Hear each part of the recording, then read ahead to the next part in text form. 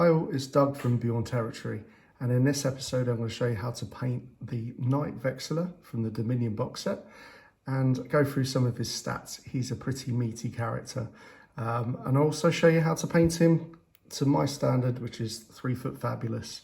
So if you want him nice and quick and easily done and get him on the battlefield, this is the video for you. Catch you in a bit. So his movement is 5 inches. It's got 6 wounds, 3+ save and 8 bravery.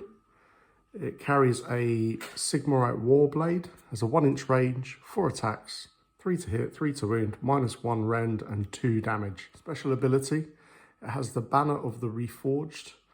Each banner of Apotheosis contains fragments of the Great Anvil upon which the Stormcast Eternals are created.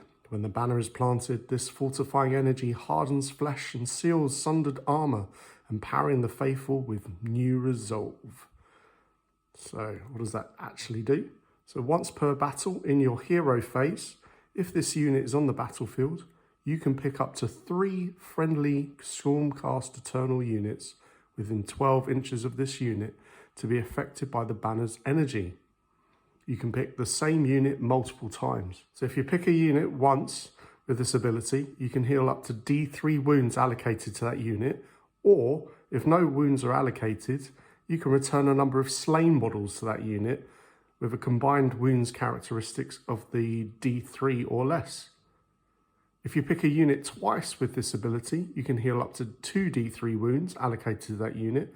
If no wounds are allocated, you can return a number of slain models to that unit that have a combined wounds characteristic of 2 D3 or less. If you pick a unit 3 times with this ability, you can heal up to 3 D3 wounds allocated to that unit. Or, if no wounds are allocated to that unit, you can return a number of slain models to that unit that have a combined wounds characteristic of 3 D3 or less. And it also has the soul charged icon. Banners of the Apotheosis are potent icons of the storm hosts, and those who fight in their shadows are filled with redoubled fervor. You can re-roll charge rolls of friendly Stormcast units wholly within 12 inches of this unit. He is badass. Oh, and the card points, what we have on the board for your Knight Vexillor with Banner of Apotheosis, 125 points.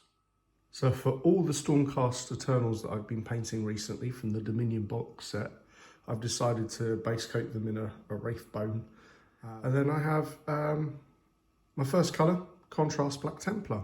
And I'm going to focus on all the flat areas of armour and a significant part of the banner. Take my time a little bit more with this one. So I managed to get the armour parts that I want done in black, but for the banner, I'm going to do black for the main flat areas of the flag.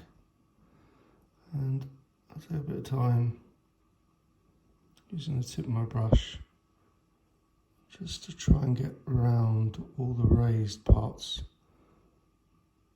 So I'll do in silver in a bit.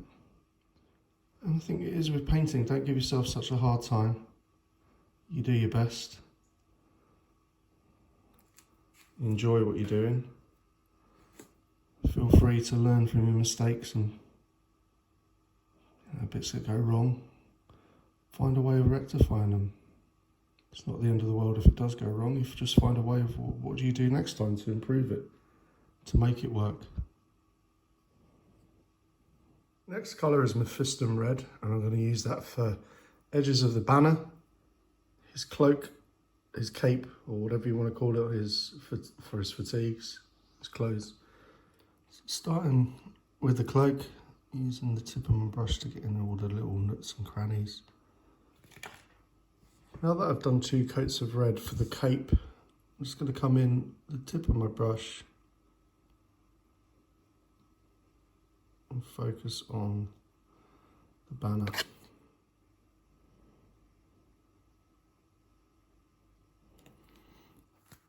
Next colour is Champty Bone. So I'm going to paint the shanty bone on a few areas. Number one, the flags, tassels on top of the banner. And then there's a few tassels on his lower parts. And a bit that you're going to have to take your time with is on the banner itself. There's another part here.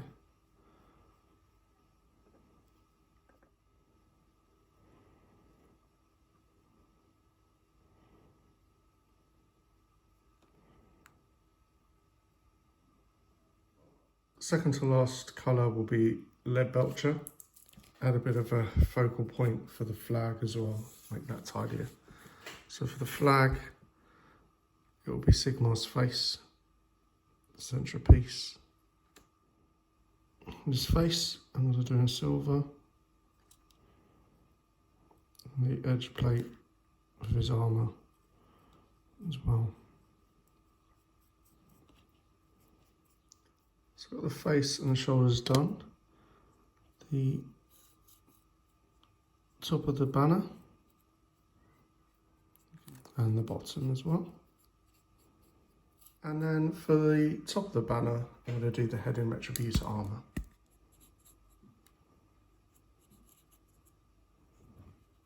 So just a couple of washes.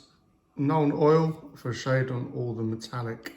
With the Nuln oil, I'm just going to go on all the metal areas, silver areas, on the banner, and on the armour. I'm also going to use Agrax Earthshade for basically shading everything else.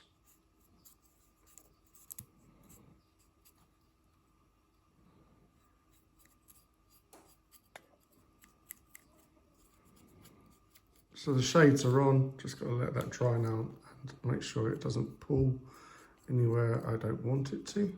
Now that the washes are dry, it's now to come back in with some layers and brighten everything up again. So Mephiston red for the red parts.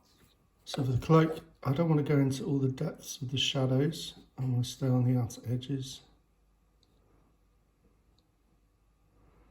Keep the dark parts in the creases.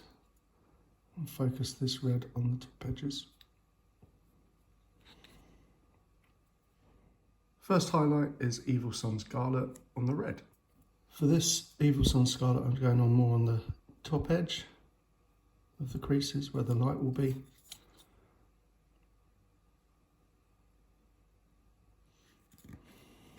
And again for the flag, I'm just going to do some of the tips with this brighter red.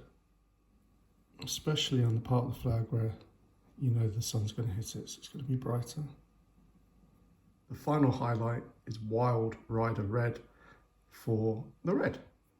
So with the Wild Rider, I am not going to use it as much as the other, so I'm just going to use it on the tips. If I can get it on the edge, that's even better. For the flags and banners, I'm going to go back over with Shanty Bone on some of it.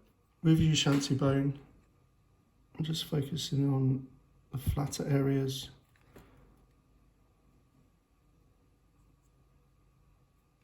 For a highlight on the flags and banners, I'm going to use Wraith Bone, and that will be along the edges, tips. For the silver, I'm coming back in with Lead Belcher on the flat areas. So for example, keeping the crevices of the plate armour, etc.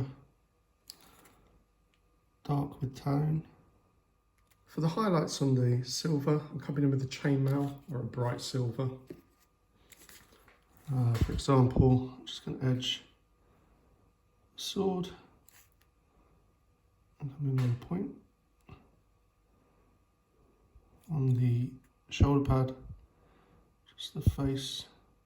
Vexillor's armour on his faceplate, his nose and eyes, make that brighter, and the edge of the armour.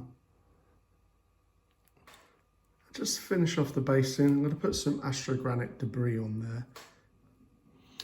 When this dries, I'll be able to dry brush it and wash it, make it stand out, get a bit of texture going on there. I might even add in some bigger stones as well. Okay, for the black armour, just going to do a bit of a dry brush of Administratum Grey. Just to pick up some of the plates and edges. Well, I hope you enjoyed the video. I hope you picked up a few tips and tricks along the way, help you with your own hobby. And again, please like and subscribe if you like what I'm doing. I'll catch you next week. Bye.